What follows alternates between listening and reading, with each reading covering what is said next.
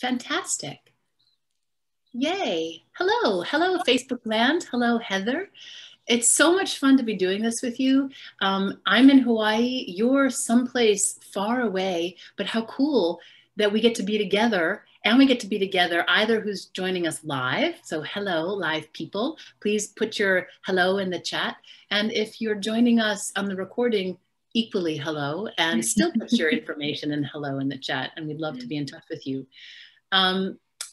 It's been really lovely getting to know you a little bit, Heather, and discovering our common interests and our common passions, our common populations that we work with. Absolutely. And likewise. So welcome. Thank you. I'm super excited to be here. And I have to say, though, I can almost feel the warmth and the sun from Hawaii, from, you know, Toronto, Canada. So it's slightly cooler. And I think we're at minus 15 Celsius today. So, wow. Yeah, a little chilly. Well, I'm a big believer in however we begin is how somehow we get to explore where we are energetically, spiritually, psychologically. I don't know exactly what it will mean that we're in different climates, but somewhere in this 30 minutes that we get to talk together, I challenge each one of us to understand if there's a metaphor somewhere about the different climates we're in. There could be. I'm thinking there might be. So that's a little teaser that has nothing specifically, we think, to do with what we're here to talk about. And we're here to talk about the place where our work and our passions meet, which is in how to heal and how to heal our experience of ourselves and our experience of our bodies after being in a narcissistic relationship or being in a relationship with a narcissist. I would love just to hear from you, both as a clinician, because I know that you are a therapist, as well as an author, to tell us, what is a narcissist? This is a very good question. And I know that it's like a little bit of a buzzword too right now, kind of in pop culture and socially, and especially given politics at the moment. So if you were to be classified as someone who has been diagnosed with narcissistic personality disorder, because that is what narcissism is. Officially, it is a personality disorder that fits under the diagnostic criteria set out by the American Psychological Association. So in order to be diagnosed with NPD, you have to have a series of criteria that kind of meet the personality traits and behaviors. And so that's kind of how clinically you would be sort of labeled with narcissism or narcissistic personality disorder. The interesting and ironic thing is that the trouble with diagnosing people is that most narcissists don't believe that there's anything wrong with them. And so it's very rare that they're actually going to agree to go and speak to a mental health professional to obtain said diagnosis. And so what we normally have is a bunch of people who are suffering from a personality disorder, undiagnosed, and of course, without any support, because they don't need support, because they think everything's great. They're fantastic and everything's fine. And so it's really difficult to be able to, you know, clinically label people. But typically what we see in narcissistic personality types is a very consistent set of behaviors. So situations, and I must say, in recent history, especially over the past 6 months, the former president of the United States displayed such traits that would make me think that that would be something that he may be suffering from, again, undiagnosed. Grandiosity, thinking that they're superior to everyone else, not being able to accept criticism, not being able to accept that they are incorrect, not being able to think that anyone else has a better answer, making people think that things that happened didn't actually happen, trying to convince them that they didn't say things. This is called gaslighting. And so trying to get other people to question their sense of reality, completely denying that they said or did things, trying to blame other people, not being able to take any responsibility for the consequences of one's actions. These are all very sort of consistently common traits displayed by people who are narcissistic. Now, of course, we could also talk about a bit of a pendulum or a spectrum. And so some people may display some narcissistic traits, but they don't have all of the, 5 of the 9 criteria set forth to be sort of clinically diagnosed. I do find that it's a bit limiting, though, how the American Psychological Association goes about that kind of diagnosis process, because it doesn't account for the other major thing, and the component of narcissism that I think is maybe most confusing for people, is that although many of them commonly display this like air of confidence and arrogance and thinking that they're superior and better than everybody else, actually inside, underneath all of that, is a highly insecure sense of self. Very, very unable to get validation from oneself. The validation has to be external. And so constantly looking for that attention from others, whether it's positive or negative, doesn't matter. It's the constant validation of one's existence. And that comes from a place of deep insecurity. And they don't always have to be the grandiose, big personality. They can also be what we would call a covert narcissist, where they secretly harbor these feelings of resentment for others. They secretly think that they're better than others. They have envy. They do lots of comparing. They want to be, keeping up with the Joneses type of games, that kind of thing. And so we don't always have these very big personalities. There's some other types of narcissistic personalities as well that are less obvious. So it can be tricky. So thank you. And I just want to say again, if you're joining us in live, please put a comment or a question in the chat. And I have already something I want to ask you. And so I'd love to hear from those of you who are joining us. I'm really glad you spoke about the former president, because that's exactly where I wanted to go actually today as a somatic therapist and as somebody who has experienced professionally and personally, honestly, the trauma response when he was first elected. Indeed. I myself am a survivor of sexual abuse, and certainly, let's just say I'm a survivor of having an experience that is painful, shameful, that a lot of people don't want to believe. Absolutely. And when our former president was elected, I know I felt utterly triggered that there was a sense that I wasn't going to be believed and that the bad person won.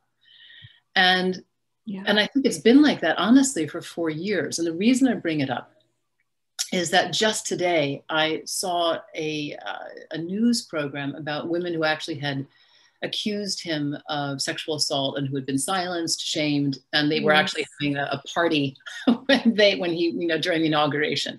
Now, you can listen to this talk and have different ideas politically. I'm sharing my story as a personal survivor and as someone who works with survivors. Yes. And I think that has an impact on how we feel physically. I honestly feel that for some people these last 4 years, there's been a slight elevated sense of anxiety in the body. Absolutely. Yes. Almost gone away, knowing the bad man went away. Yeah. And again, to me, this actually is outside of politics. This is about what I perceive of what I think that you specialize in. 100%. It's how to relate when you feel that you're being gaslighted, that you are being told your experience is not real. And in fact, just that. How do you survive when you know what your experience is, but you're being told by someone in power it's not real?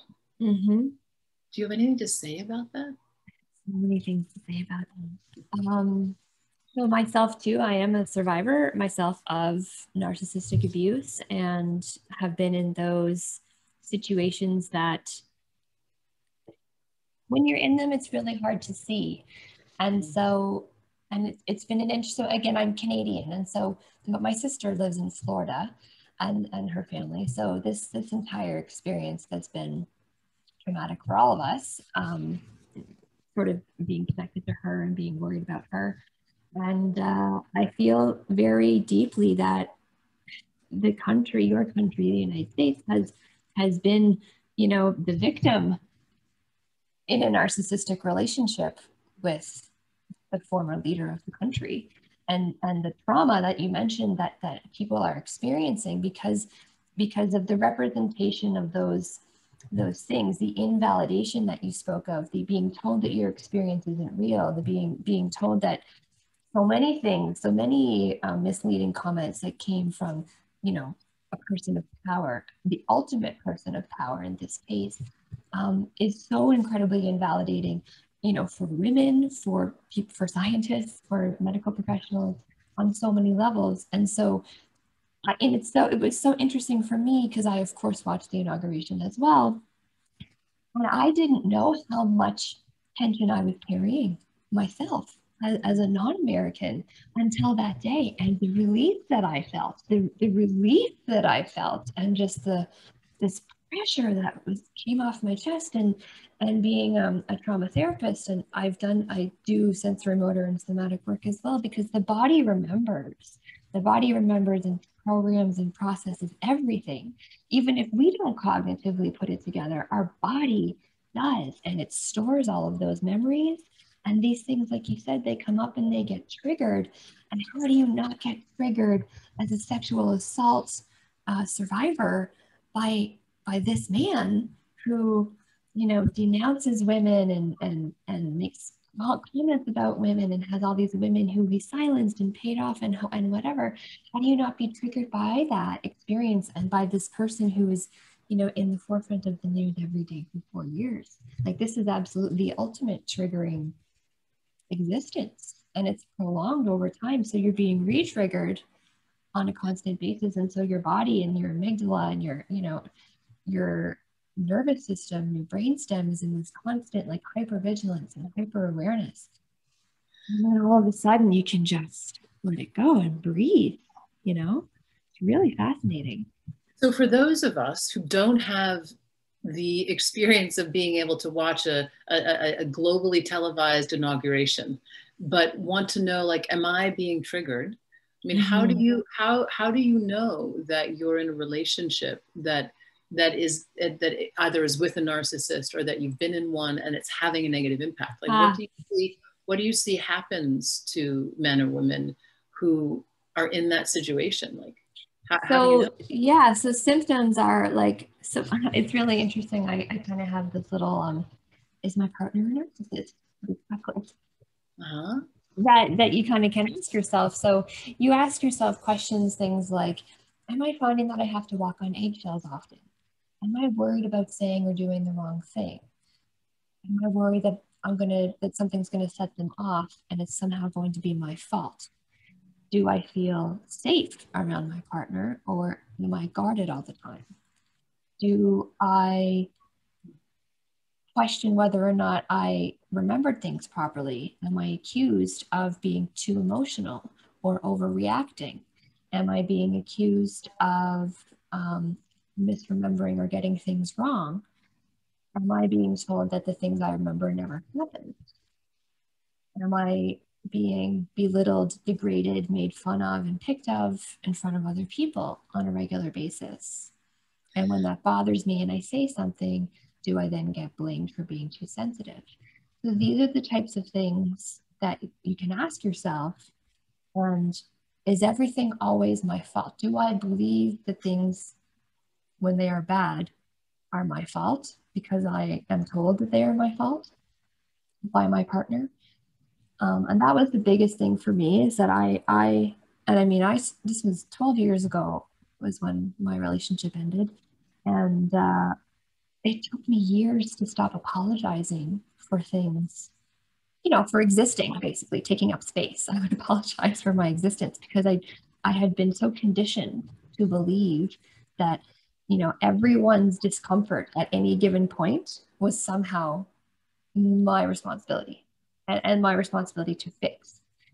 And so when you find yourself trying to be, you know, am I trying to fix things to make my partner happy, to placate them, to make them okay? These are very big symptoms and warning signs that this is what you're currently dealing with or what you may have dealt with in the past. And are you struggling with these sort of conditioned new core beliefs about yourself, even if it, you know, if it was years ago? These are the things to ask yourself. That's so helpful. And, you know, as I was listening to you, I was filtering through and wondering about what you see and how people relate to their bodies, specifically, whether or not there are, you know, if there are particular issues that people have when they experience that. And then I actually, well, I'll ask that question. Do you find that? Yes, actually. So I'm actually working with a group of women right now, and I do this sort of group therapy model with women who are, you know, survivors of psychological abuse, like certain narcissistic abuse, and very often the physical body is like the ultimate thing that needs to be protected, and we feel like we can't be intimate with other people again, ever. No one can ever get close because that is way too vulnerable and that is way too dangerous.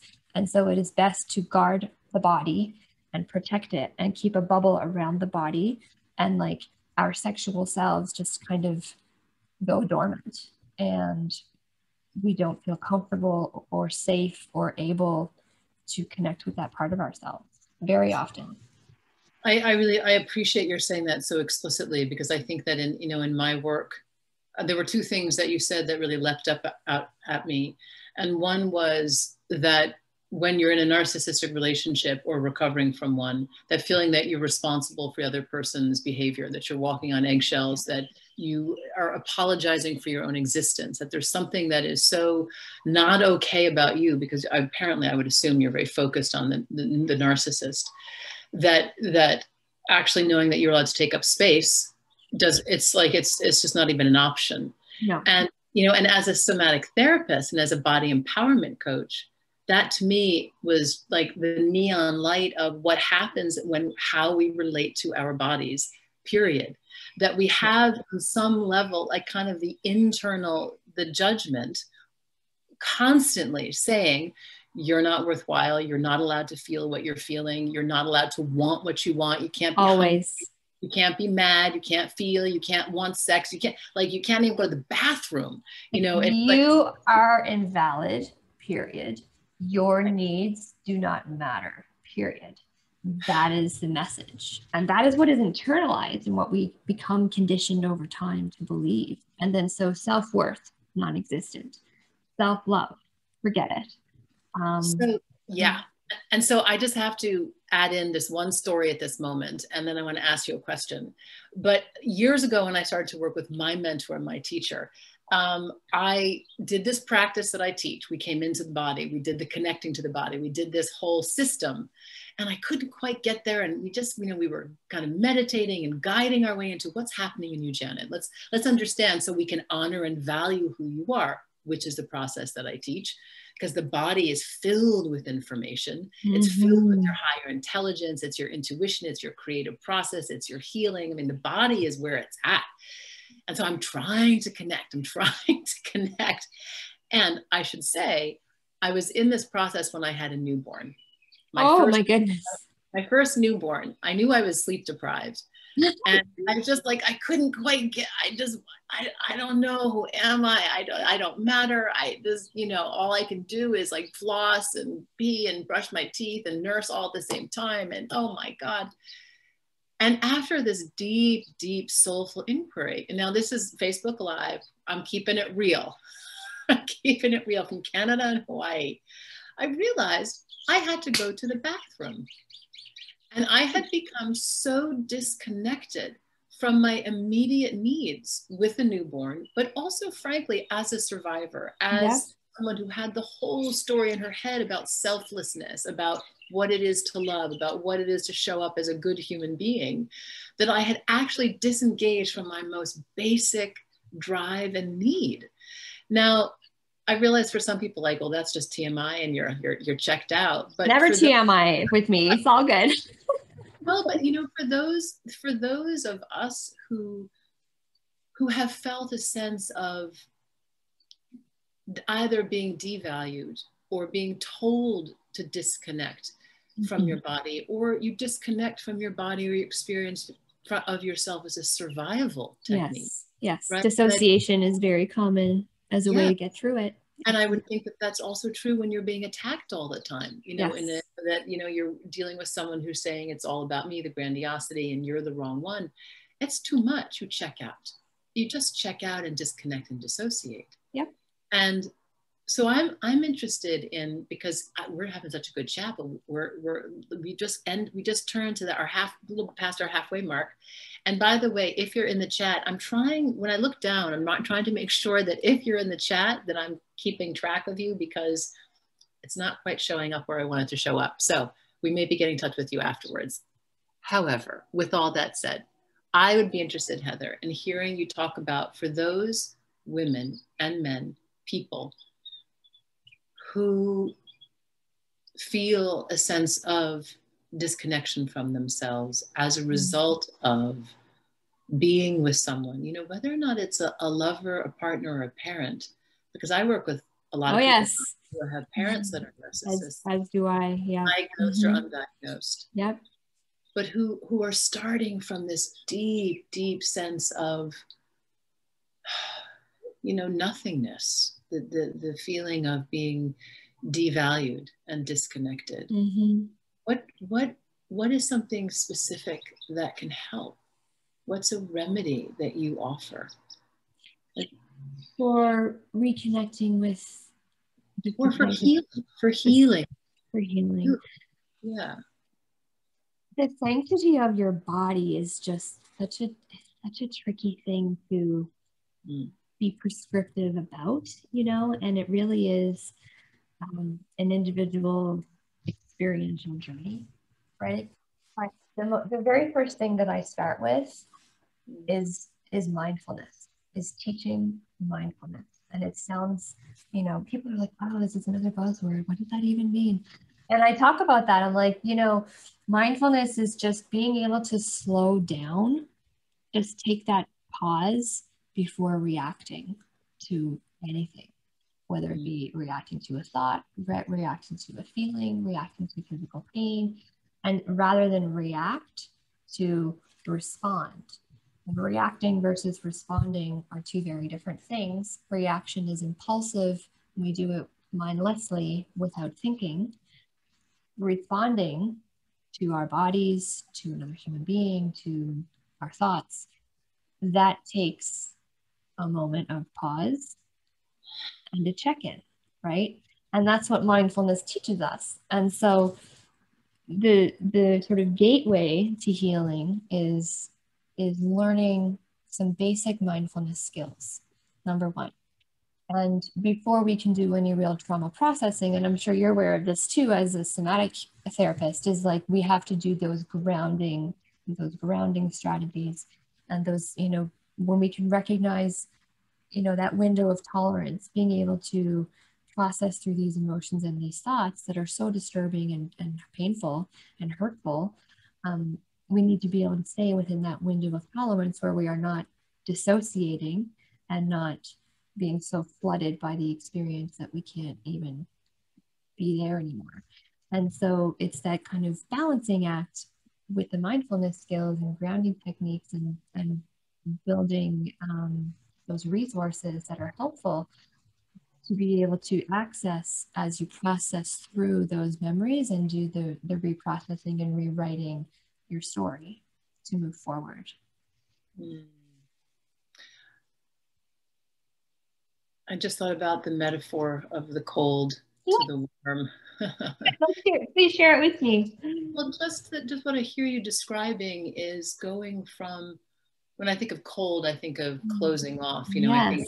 I think of sort of shutting off, or which can be not a bad thing necessarily, but you know, the cold dissociates or it disconnects, and that the warmth is more open. You know, and maybe, you know, that when you're first recovering and you're trying to just first know who you are, there's a feeling of, you know, that like this, the huddle in. The desolation and isolation of the barren winter on the tundra. Absolutely, that is what it would feel like, of course. And then the, you know, the healing part, the journey ends in this sunny destination of warmth and light and, Yeah. and openness. Yeah. Right? Yeah, that's so beautiful. It's so encouraging. So, okay, so the first step is mindfulness, connection from the feeling of being in this wasteland and isolation into being able to slow down and be interested in how you are, who you are, how and you just noticing for the first time in years or maybe ever, oh, that's me. Oh, testify. yeah. Yes, girlfriend. Yes, that's it. I mean, you know, it's like 9 weeks of a course, however many hundreds of hours in reading. It's all about, to me, just like, holy moly, I've got this incredible superpower. It's called a body. Like, what is this? What is this? Yeah, it's like, oh, woo. It's like, wow, it heals, it thinks, it feels, it teaches, it creates, you know. But sometimes we face obstacles. Like always. It sounds really good. I'm like, okay, Heather and Janet, yeah. Like I'm sitting around, I'm like, all right, phew. I just finally separated from my mother. I'm thinking of a beloved client who grew up relentlessly with, you know, a mother for whom, or with whom there was no space for her ever to have any feeling of herself. And you know, went through courses and books and trainings and she kind of knew that she's got to separate from her, that she has to put herself first. My God, we live in a world that says, like, you know, self-love, self-care, but she couldn't. Yeah. She just couldn't get out of it. She couldn't do the healing. She couldn't do the separation. Like what is what's some difficulty that you see that makes it hard? Well, I mean, lots of people have heard of the cycle of abuse. And so when we think about the cycle of abuse, we often go to like a domestic violence sort of scenario or like a parental violence, physical violence, but it's not just cuts and the bruises. And I would argue that the non-physical violence is much more insidious and of course very, very damaging. And I would say that those scars they take a lot longer to heal from. And so what you have going on, especially these poor daughters of narcissistic mothers in particular, there's this very specific dynamic there. There's books about it. It's this narcissistic cycle of abuse, again, very specific to the narcissistic personality. So it's similar to that typical cycle of abuse that we see, but the stages are idealization, devaluation, discard. Idealization, devaluation, discard. That's what the narcissist is doing with the victim, with whoever that is. Yeah. Okay. Now with a parental situation, depending on how many siblings there are, usually there's a golden child who can do no wrong, and there's a black sheep who is basically the person that the parent blames for everything, and that child typically spends their entire life trying to earn their parents' graces, good graces, and to them being able to make them happy and to get some positive reinforcement from them, because they've been taught that love is conditional. And so that is a very tough cycle to break out of, because it's a family systems situation. So you're looking at the roles of each family member. That's hard to break, that family role dynamic.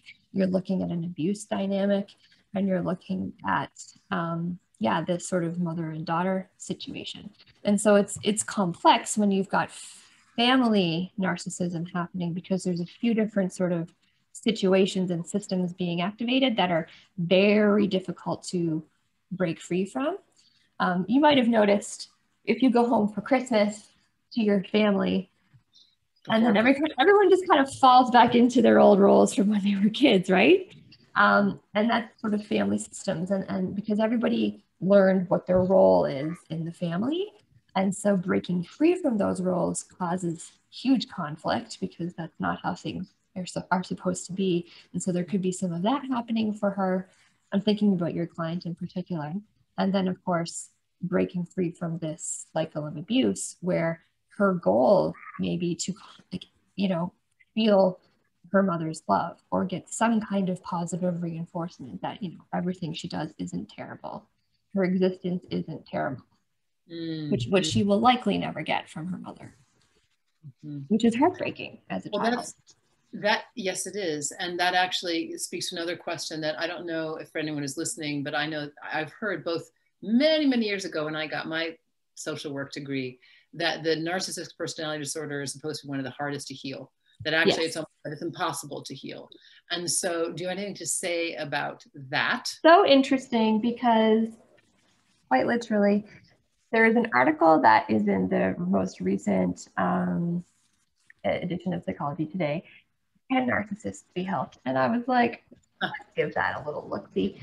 So interesting. And the answer is yes, with a huge caveat. One, you got to get them to admit that they have a problem. Two, you got to get them to commit to go to therapy. Three, they have to tolerate someone else holding a mirror up in front of them that they don't want to look in, that they've been avoiding their entire life. That shows that they're not perfect and that they need to do things to change and that they are actually the sources of problems. Or you have to go through these like 8 steps of healing for this type of personality disorder. And being able to teach empathy, because this is the other major thing about a narcissistic personality that I didn't mention at the beginning. One of the things that makes a narcissist stand out from other types of emotional abuse is their inability to have empathy. So they cannot imagine the experience of others and how what they do could impact others and how others may feel. And even if they could, they just don't care. It doesn't have an impact on their decision making. And so that process of teaching empathy doesn't even happen until step 7.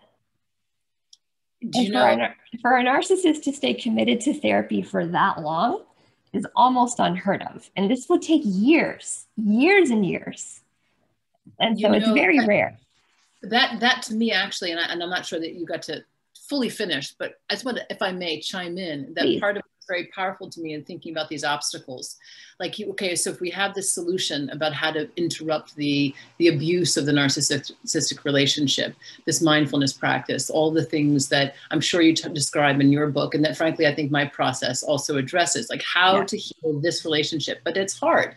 And there are obstacles. There are things that you meet that make it really difficult. You're in a family. You're not ready to walk away from your family. Maybe it's the father of your children or whatever it is, or it's the president of the United States and you can't turn on the news without hearing his voice. Exactly. But as a survivor of violence of any kind, I know, and working with women and working with people who survive violence, that one of the greatest longings is to put the perpetrator in the chair, tie him up, and be like, hold their face and say, I need you to get what you did to me. Like, never will happen. Right. And I think that there is an enormous grieving about that has to happen, and an adjustment and an accommodation to that. And I actually think that part of the remedy, not part of, the only remedy to that is coming back to the self, coming back to the mindfulness practice, coming Absolutely. back. But it is a deep path. And so one of the things that I work through with people is this concept called radical acceptance. Yeah. And so radical acceptance, this sucks. This is information. It is awful. Yeah. And there's nothing I can do. So I have a choice to let how much this sucks, break me, or I can accept this is the reality that we are currently in, which we've had to do for the past 4 years, and have some acceptance around that, and learn how I can function, and coexist with the fact that this is a really terrible reality. And how Yeah. can I reconcile myself and move Yes. forward, not getting that closure that I would like?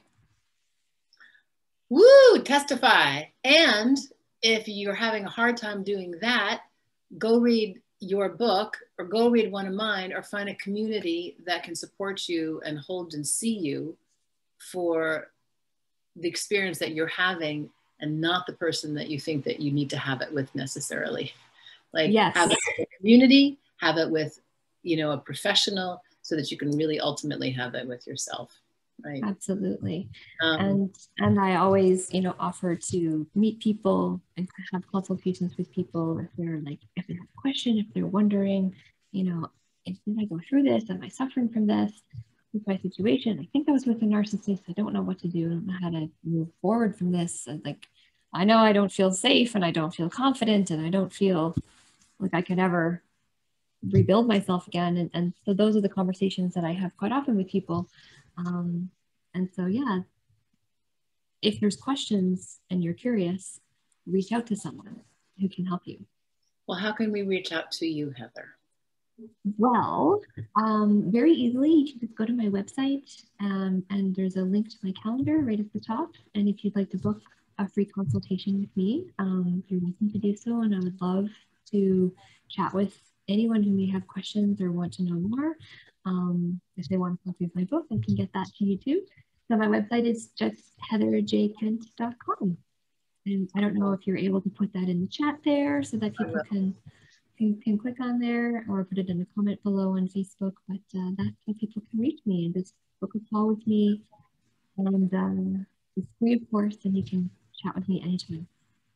Thank you. That's really great. And I love talking with you today too, in this new moment, under this new administration, because I really do feel that anyone who has ever had an experience of being gaslighted, anyone who hasn't had an experience of being hurt and then not being believed, anybody who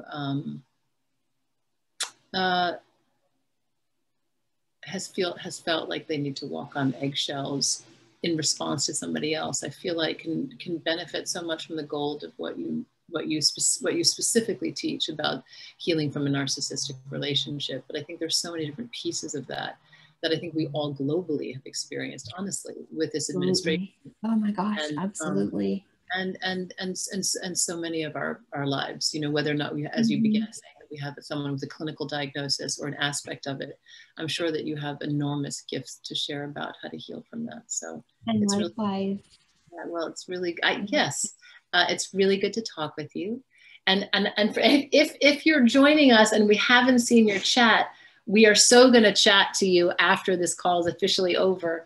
And thank you. And again, if you're watching the recording, please just reach out and start the chat anyway, because I know Heather and I are always engaging on Facebook and would love to absolutely this is important stuff. So, so from Canada and Hawaii, from the cold and the warmth, and in the center, which is in the middle, right in my world, is right where we are. It's just love. It's the connection. It's the truth. It's really, really lovely to be with you, and to anyone who is joining us. I look forward to connecting with you in the future. So thank you. And thank you so much. I'm so grateful for your time and for opportunity to share and speak with you today. And I look forward to meeting and chatting with all of you who may be watching. Yay. I'm putting on my glasses because otherwise I will not know how to end this baby. Okay. Cool.